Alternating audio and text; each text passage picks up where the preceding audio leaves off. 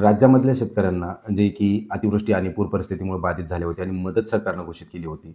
अद्यापही तुरळक शेतकरी वगळता एकाही शेतकऱ्याच्या खात्यात आणि हातात एक रुपयाही झळकला नाही.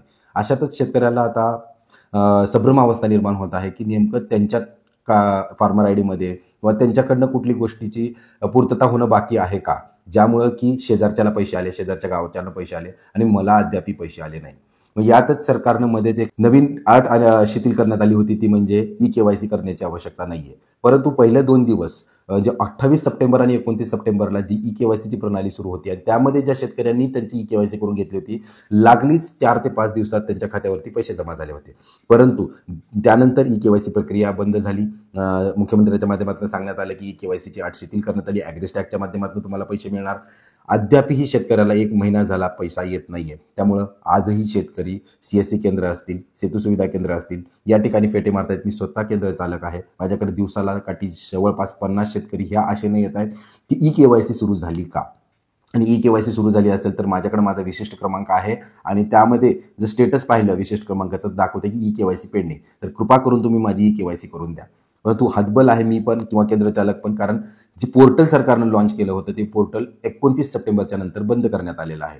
त्यावरती कुठल्याच प्रकारची प्रक्रिया होत नाहीये. त्यामुळे नाईलाजानं का होईना आम्हाला शेतकऱ्याला परत वापस पाठवायला लागतं.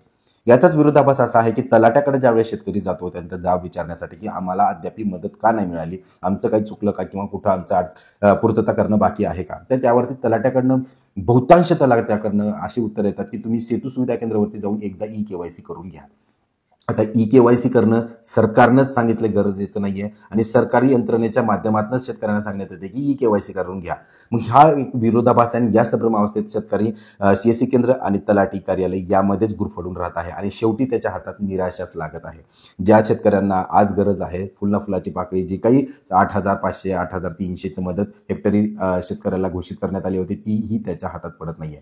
मग यामुळे नाईलाजानं होतं काय, की त्याला येणाऱ्या हंगामासाठी जी निविष्ठा लागणार आहे, बियाणं लागणार आहे, त्यासाठी जो काही पैसा लागणार आहे, त्यासाठी नाईलाजानं का होईना शेतकऱ्याला त्याचा माल जो काही उत्पन्न झालेला आहे यावर्षीचं ते बाजारातून विकायला लागतंय आणि याचा फायदा हा व्यापारी वर्ग घेतोय. कारण बाजारात आवक सुरू झाली की मालाला भाव मिळण्याचं कमी होतं आणि यावर्षी जे मालाची उत्पन्नाची गुणवत्ता आहे, म्हणजे मॉइश्चर कंटेंट आहे, सोयाबीनचं उदाहरण घेण्यात आलं तर ते जास्त आहे, कारण पाण्याखाली पिकं जास्त काळ होती आणि अद्यापही पावसाचा जोरचा कायम आहे. त्यामुळे मॉइश्चर कंटेंट जास्त असल्यामुळे आणखीनही भाव ढासळत आहेत आणि शेतकऱ्याला त्याचा जास्तीत जास्त फटका मिळत आहे.